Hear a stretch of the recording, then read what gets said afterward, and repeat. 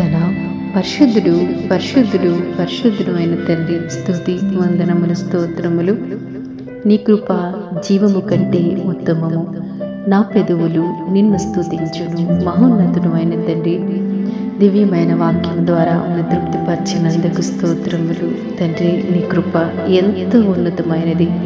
పగటి వేళ నీ కృప, రాత్రి వేళ నీ కృప, నా జీవిత కాలమంతా నీ కృపే కదా నన్ను నడిపించేది. దేవా, దీనుల ఎడల పాపుల ఎడల నాయనా ఎంతో కృప చూపుతున్నావు తండ్రి.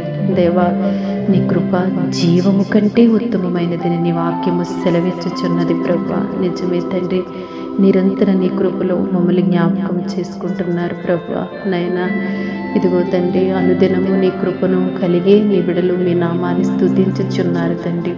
ఎంతో ఆశతో ఈ ప్రార్థనలో శిరస్సు వంచి ఏకీభవిస్తున్నారు తండ్రి. వారిని మీరు దీవించండి ప్రభువా. తండ్రి, వారికి నిత్యము నీ కృపను మీరు అనుగ్రహించుచున్నందుకు మీకు వందనాలు తండ్రి.